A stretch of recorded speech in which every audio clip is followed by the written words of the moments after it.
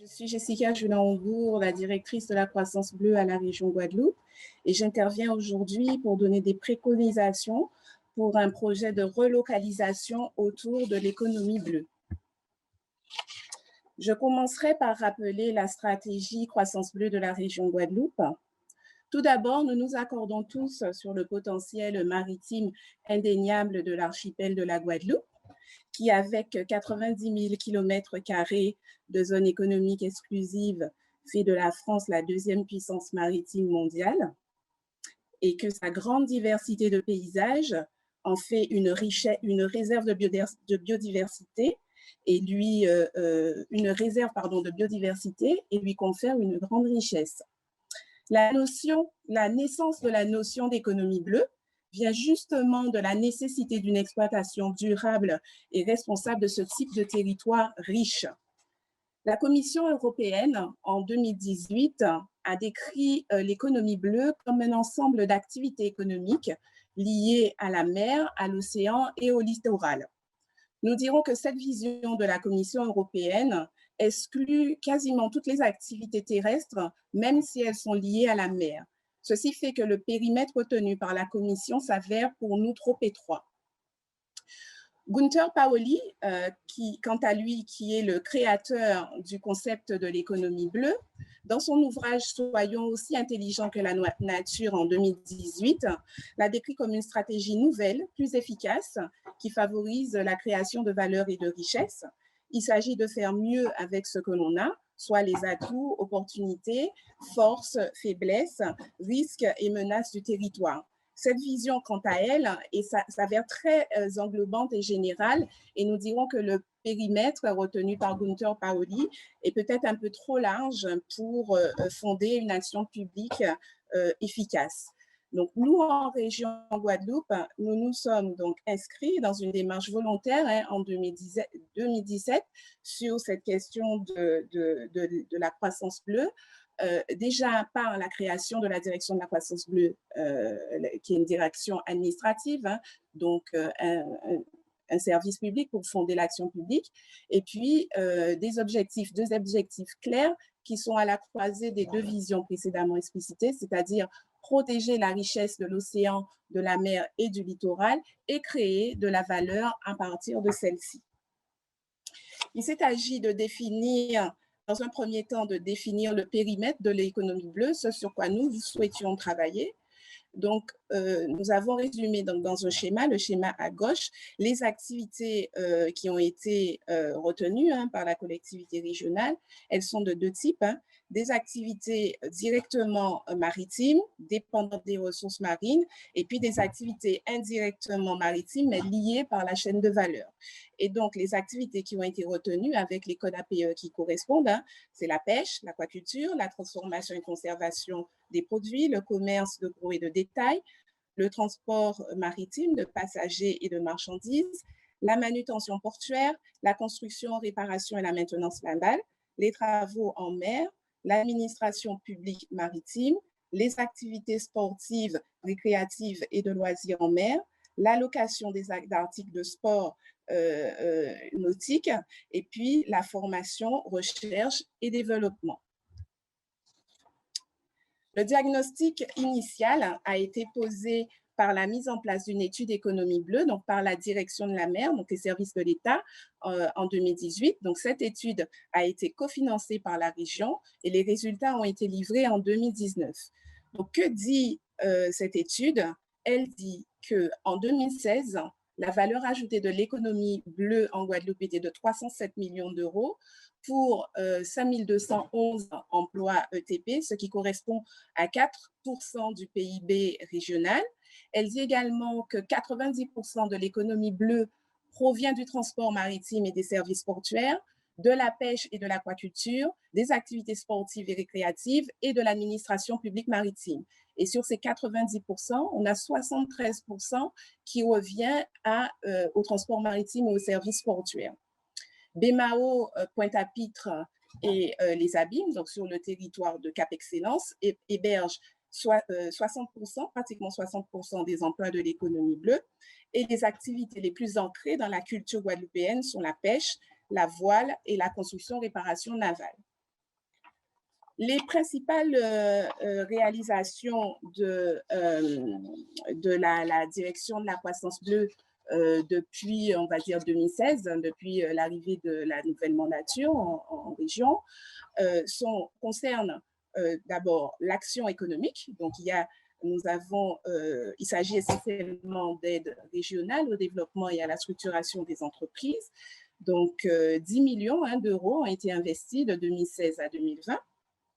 En matière d'environnement, donc nous avons accueilli un bateau 100% énergie renouvelable de la fondation Race for Water, qui, pour rappel, est une fondation qui milite pour la diminution de l'océan plastique en mer. Donc cet accueil, nous l'avons fait en 2017.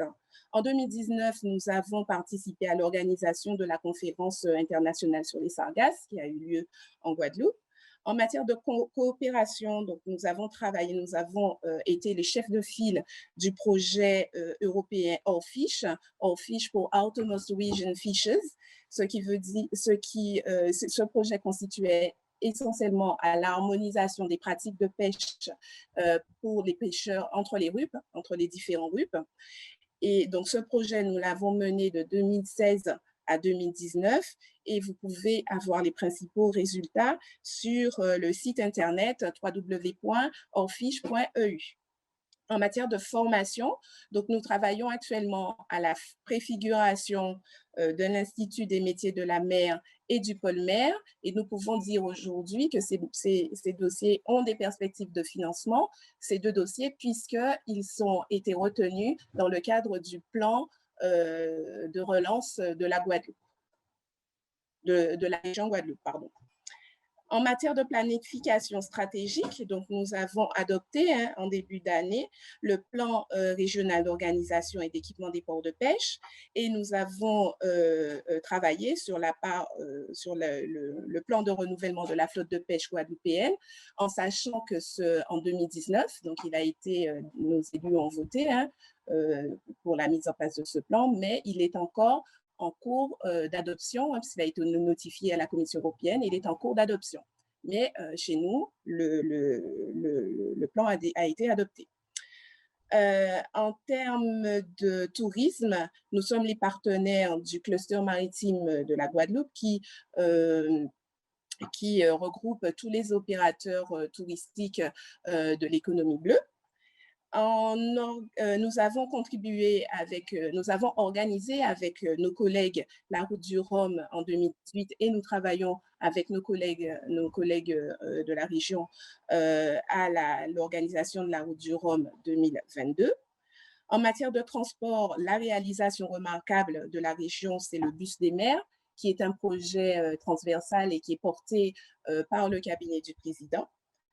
Et puis, en matière de sécurité en mer, nous avons un partenariat avec la Société nationale de sauvetage en mer. Donc, ceci consiste donc à un contrat d'objectif avec donc un financement, une subvention. Et puis, nous avons cofinancé les vedettes de sauvetage en mer.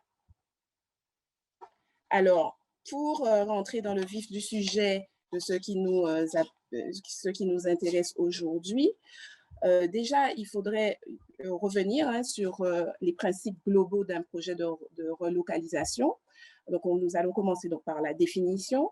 Donc, la relocalisation se définit comme le déplacement des activités et des biens afin de les mettre à l'abri des aléas. Et un projet de relocalisation ambitionne la réimplantation sur le territoire d'activités économiques pour compenser les pertes. Donc, ce type de projet, il va réunir donc, des acteurs divers et implique donc des partenariats multiples, donc à travers des conventions, des concessions, des contrats d'exploitation, etc. Donc, ce type de projet multipartenarial, il est porté donc par les acteurs en fonction de leurs divers domaines de compétences publiques et privées. Donc, il s'agit de l'État, des collectivités territoriales, des agences gestionnaires, des entreprises privées, des acteurs de la société civile, etc. Et en général, le pilotage, donc on a un chef de projet qui définit avec les partenaires dans le cadre d'un comité de pilotage, donc le diagnostic initial, les grandes orientations et objectifs, les actions à mener, la mise en œuvre et puis les les indicateurs et, les indicateurs et le critère de suivi des résultats obtenus. Donc, nous, actuellement, en région, nous travaillons sur un projet en particulier. Il s'agit du projet de réhabilitation de la zone de Rivière-Sens à Gourbert, qui est porté par l'Agence des 50 pages géométriques. Voilà. En matière d'objectifs, les objectifs globaux d'un projet de relocalisation, donc, il s'agit essentiellement de maintenir l'activité économique en coordonnant les usages et activités pour développer une économie bleue, durable. Il s'agit d'adapter donc les équipements aux besoins des socioprofessionnels et des usagers et ainsi de développer des zones techniques dédiées aux entreprises. Et il s'agit également de mutualiser les espaces et de respecter les normes environnementales.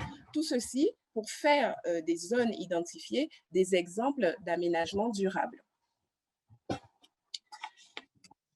Donc, les préconisations que nous pourrions porter à région pour un projet de relocalisation autour de l'économie bleue serait dans un premier temps de réaliser donc, un bilan des aménagements précédents avec un état des lieux précis et un diagnostic initial, d'identifier des actions prioritaires, donc en général, cela se fait par la mise en place d'une étude prospective, de définir donc les grands objectifs, les grandes orientations et les actions prioritaires. Les grandes orientations pour un projet d'économie bleue peuvent être donc le tourisme, les loisirs, le commerce, la restauration, etc. Il convient de zoner les différentes activités, donc la zone tourisme, la zone loisirs, la zone commerce, la zone restauration, par exemple, tout en maintenant un lien et un fil conducteur dans l'aménagement. Et les 5 points clés que nous pourrions résumer, ces préconisations en 5 points clés, c'est optimiser les usages et valoriser au mieux les espaces, identifier les équipements structurants, maintenir un développement économique équilibré, développer une animation et une offre d'événementiel adaptée, et enfin, mutualiser les coûts d'entretien, de maintenance et d'exploitation. Voilà, je vous remercie de votre attention.